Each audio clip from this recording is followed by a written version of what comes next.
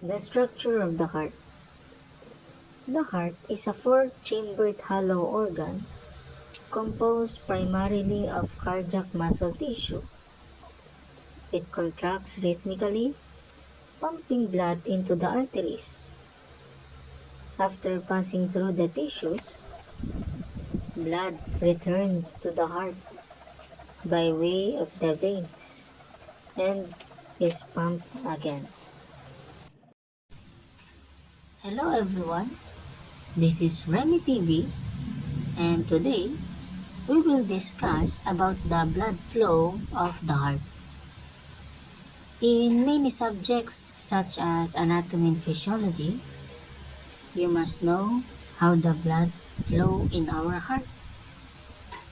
Because in some exams, there are a pic of heart and label the parts and how they flow. Now I will show you the simplest explanation about how the blood flow in the heart.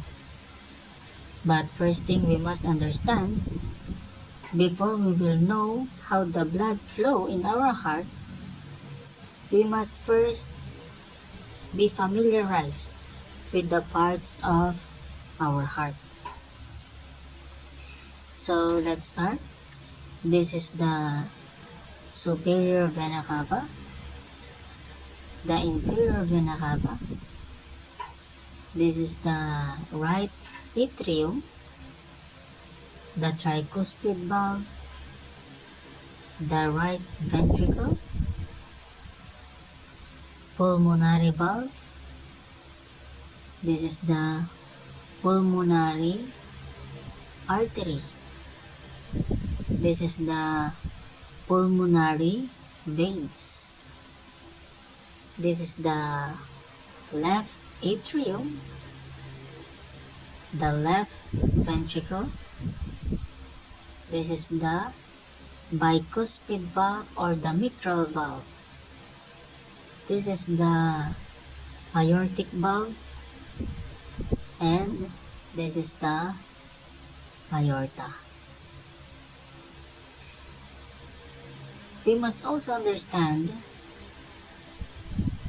that this is the right side of the heart, this is the left side of the heart.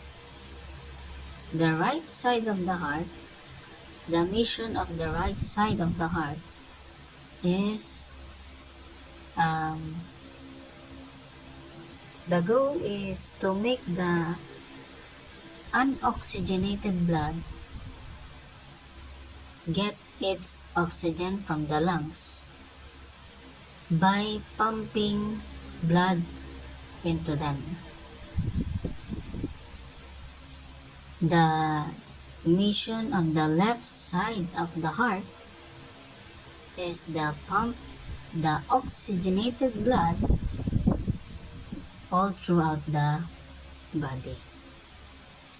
So now let us know and understand how the blood will flow through the heart.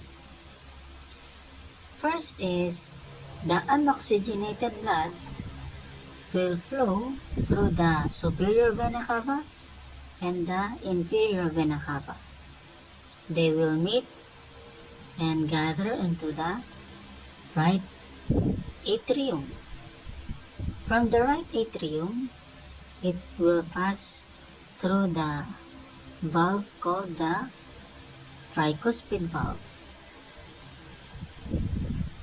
and then goes into the right ventricle. Then the right ventricle will pump the unoxygenated blood into the pulmonic valve, into the pulmonary artery.